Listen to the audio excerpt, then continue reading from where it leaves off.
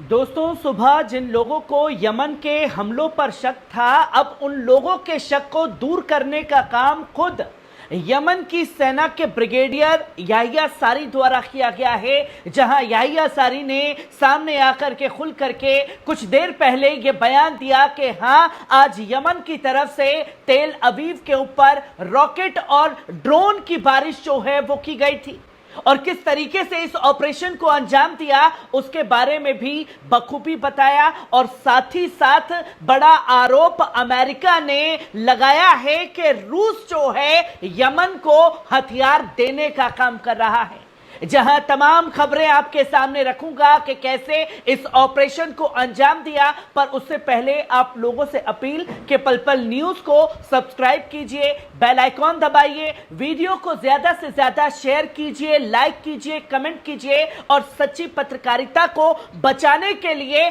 Channel को join कीजिए। कुछ लोगों को आज यमन के हमले जो हैं वो हजम नहीं हो पाए हैं। उन्हें हिजबुल्लाह के हमले पर शक है, उन्हें यमन और इराकी रेजिस्टेंस के हमले पर शक है। उसी सिलसिले में यमनी मुस्लिह अफवाज के तर्जुमान याहिया सारी ने एक बयान में ऐलान किया कि यमनी मुस्लिह अफवाज ने इजराइल के खिलाफ 5वें मरहले के तहत 2 ऑपरेशन को आज अंजाम दिया है। पहला ऑपरेशन मकबूजा याफा को निशाना बनाते हुए यमनी फलिस्तीन 2 बैलिस्टिक मिसाइल का इस्तेमाल करके किया गया, जहां दूसरा ऑपरेशन मकबूजा अस्कलान में एक अहम निशाने को टारगेट करते हुए यमनी याफा ड्रोन का इस्तेमाल करके अंजाम दिया गया। तो वहीं यमनी सेना का कहना है कि दोनों ऑपरेशन ने सीधे अपने मकसद पर निशाना साधा है और बड़ी कामयाबी हासिल की है। बयान में यह भी वाज़ेह किया गया है कि यह ऑपरेशन फलिस्तीन और लुबनानी अवाम के साथ साथ फलिस्तीन और लुबनानी मजहमती महाज की हिमायत में किए गए हैं,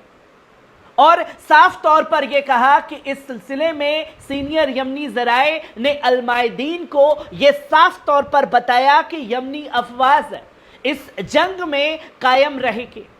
और दुश्मन इकाई को दर्दनाक हमले पहुंचाने से बिल्कुल भी पीछे नहीं हटेगी। ज़राए ने जोर देकर कहा कि तेल अवीव महफूज नहीं रहेगा और उसके ऑपरेशन का मकसद पहले से घोषित किए गए टारगेट बैंकों के दायरे में है। उन्होंने ये कहा कि यमनी अफवाज ने याफा पर मिसाइलों के महफूज और मुसलसल हमलों को यकीनी बनाने के लिए तमाम ऑपरेशंस को अंजाम दिया और ऑप्शंस का जायजा लिया गया है, और यमन के पास अभी भी बड़ा टारगेट बैंक मौजूद है। इस मौके पर उन्होंने वाज़ेह किया कि यमनी मिसाइलें 2000 किलोमीटर से ज्यादा का सफर तय करके अपने मकसद तक कामयाब हो रही हैं और ये ऑपरेशंस रुकेंगे नहीं। खास तौर पर इस बात पर जोर दिया गया कि 5वां मरहला इजरायली दुश्मन के लिए बड़ा चैलेंजिंग होने वाला है और हमले उस वक्त तक जारी रहेंगे और तेज होते रहेंगे जब तक गजा और लुबनान पर जारी जंग खत्म नहीं हो जाती। यमनी ज़राए ने यह भी कहा कि अमेरिकी ब्रिटिश ज़राइयत इजरायली इकाई के मरकज पर हो रहे हमलों को रोकने में नाकाम रहेगी। यमन, गाजा और लुबनान के हिमायत में अपने ऑपरेशंस इसी तरीके से लगातार जारी रखेगा, और ये बताया गया इजरायली मीडिया द्वारा कि जुमा की सुबह इस बात का इंफिक्शव किया गया कि तेल अवीव पर यमन से दागी गई बैलिस्टिक मिसाइलों का निशाना लगाया गया था, जब मरकजी इजराइल में खतरे के सायरन बज उठे। और इजरायली मीडिया ने कुछ ने यह दावा किया कि यमनी मिसाइल हमले में 17 से ज्यादा इजरायली बस्ती के लोग जख्मी हुए हैं। कुछ ने दावा किया कि 100 से ज्यादा लोग घायल हुए हैं। सायरन तेल अवीव और जुबानी बस्तियों गुशादान अवीव मेट्रोपॉलिटन इलाके में हुई, तो वहीं शेरौन और तेल अवीव के शुमाली समुद्री इलाकों में सायरन बजने लगे। रिपोर्ट के मुताबिक बेन गुरियन हवाई अड्डे में अपनी सरगर्मियां रोक दी और लैंडिंग और टेक ऑफ के लिए अपनी खिदमात बंद कर दी गई। ये असर था आज यमन के हमले का, اور کچھ لوگوں کو لگاتار شک ہے کہ یمن ایسا کیسے حملے کر سکتا ہے. جو تصویر آج یمن نے بخوبی دنیا کے سامنے بتا دیا اور یہ کھل کر کے اعلان بھی کر دیا کہ اگر غزہ محفوظ نہیں رہے گا، لبنان کی راجدھانی بیروت محفوظ نہیں رہے گی، تو اسرائیل کا تیل ابھی بھی محفوظ نہیں رہے گا. اسی میں روس پر بڑا الزام امریکہ نے لگایا ہے کہ ہوتھیوں کے ساتھ ہتھیاروں کی منتقلی پر بات چیت کر رہا ہے، جن کے ریڈ سی میں حملوں میں ایک اہم تجارتی جل مارگ کو روک رکھا ہے. جہاں نیو یارک میں اجلاس کے دوران امریکی خصوصی نمائندے ٹم لینڈرنگ نے کہا کہ روس ہتھیاروں کے ساتھ اپنے سودے طے کر رہا ہے تاکہ ان کے جہاز بنا کسی نقصان کے ریڈ سی سے گزر سکے. لیڈر کنگ نے کہا کہ ہم اس بات کی تصدیق ملی ہے کہ روس اور ہوتی آپسی تعاون کے طریقوں پر گفتگو کر رہے ہیں، جس میں ہتھیاروں کی منتقلی کا معاملہ بھی شامل ہے. انہوں نے یہ بھی صاف طور پر کہا کہ ہمیں یہ معلوم نہیں ہے کہ اس وقت ہتھیاروں کا منتقلی ہو رہی ہے یا نہیں، لیکن یہ بات اس حد تک پہنچ چکی ہے کہ سبھی کو چوکنا رہنا چاہیے تاکہ یہ نہ ہو کہ اگر ہتھیاروں کی منتقلی عملاً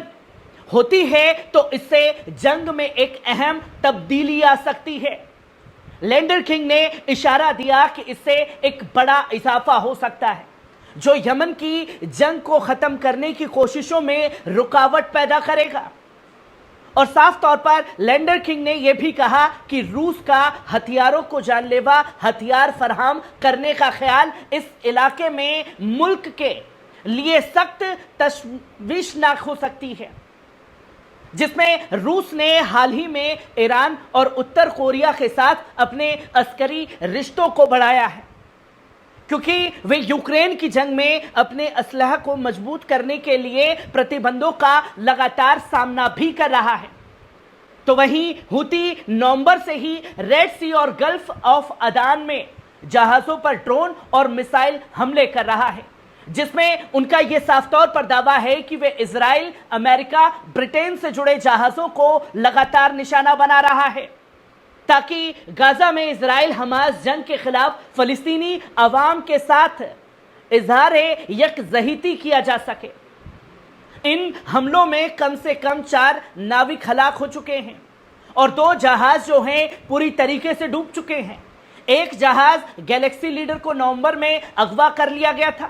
اور ہوتھیوں نے ابھی اس کے 25 عالمی عملے کو بندک بنا رکھا ہے، جس کی تصویر لوگوں کے سامنے ہے.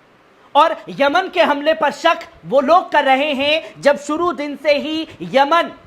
جنگ میں کیا گیا ہر ایک وعدہ فلسطین سے نبھا رہا ہے، جہاں اس نے اپنی اسٹریٹجی چینج کر کے لال ساگر میں پوری جنگ کو لے کر کے گیا، اپنا ڈنڈا جھنڈا گاڑ کر کے دنیا کو یہ بتا دیا، جہاں دنیا بھر کے دیش، یہاں تک کہ سپر پاور امریکہ، ناٹو کے تمام دیش یمن کو لال ساگر کے اندر نہیں روک پائے. اور آج یمن نے اس کارنامے کو انجام دے دیا ہے جو کبھی بھی سپنے میں نہ تو بنجامن نتن یاہو نے سوچا ہوگا اور نہ ہی بائیڈن نے سوچا ہوگا کہ 2000 کلومیٹر کا سفر طے کر کے سیدھا تیل اویو پر بیلسٹک میسائل داغی جائے گی اور اس